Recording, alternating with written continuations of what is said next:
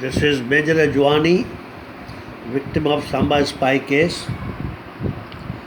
I have written a letter to Justice B.S. Chauhan on 22nd May 2018, which I would like to share with the public. It reads as under. Honorable Justice Dr. B.S.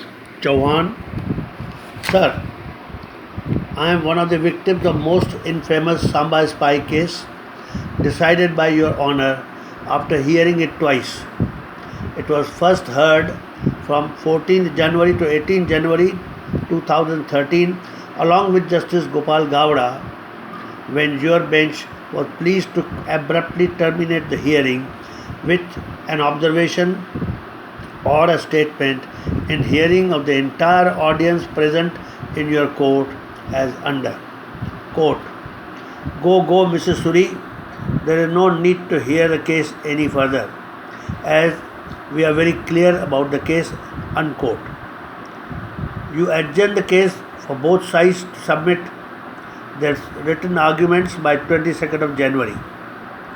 Thereafter, your bench, instead of passing the judgment in our favor, as was evident from the total hearing, you authored an order referring the case to a larger bench to answer 5 pointed questions.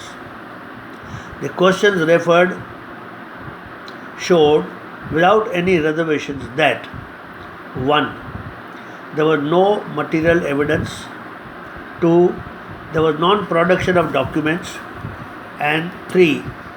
There was misuse of power by the Union of India, and whether these vitiated the exercise of powers under Section 18 of Army Act read with Article 310 of the Constitution.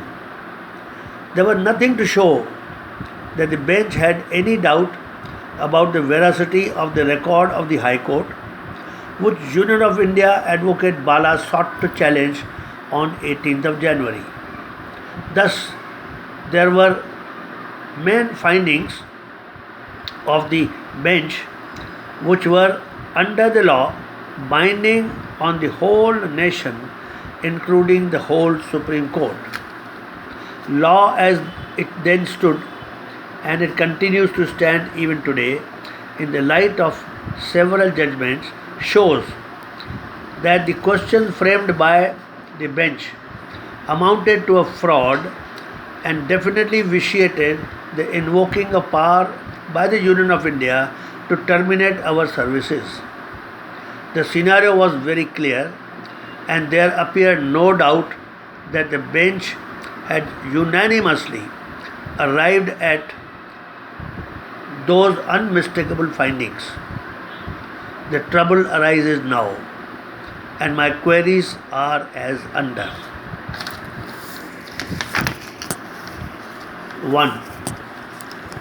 What was the need to refer the matter to a larger bench? 2. At what stage the need arose to refer the matter to a larger bench between 18 January and 30th July, when the order was signed by you? 3. Why was Justice Gopal Gowda not the member of the larger bench, though he was a referring judge and was in service and was available? Did you object to this unprecedented move of removal of Justice Gopal Gowda? 5. If not, why? Why was the case reheard by the larger bench in January/February 2014? 7. Did you or any other judge object to illegal rehearing, knowing that such rehearing was unconstitutional? 8. As a judge with Gopal Gowda, you had pointed out to Mr. Bala on 18th January that he could not challenge High Court record in view of the judgment quoted under 1982 two Supreme Court cases 463, which you yourself took out and read out the relevant portion to Bala. Then, during the illegal and unconstitutional hearing in 2014, how did you allow the Additional Solicitor General Paras Kuhar to present a new document called Link Files on an oral plea that it had been shown to High Court judges but was not taken on record then? 9. You are aware for the judgment of High Court that Captain Rana had clearly stated that he had been tortured to falsely implicate all the officers, and in my case he had not been allowed to cross-examine him. How did you place reliance on his confession to set aside High Court judgment?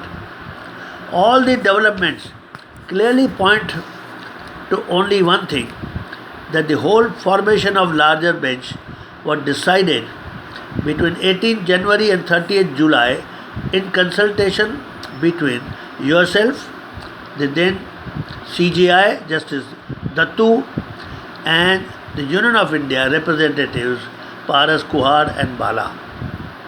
Lastly, Mr. Bala had shown a volatile file on 18th January, on reading which you were compelled to scold him and warned him not to show the file to anyone else as it was against the Union of India. This file was the trigger for you to announce in open court that you were very clear about the whole case and that there was no need to hear the matter any further. Further, I am constrained to point out that your judgment of 6 March 2014 starts with a completely false and fabricated version of Samba case on pages 1 to 3.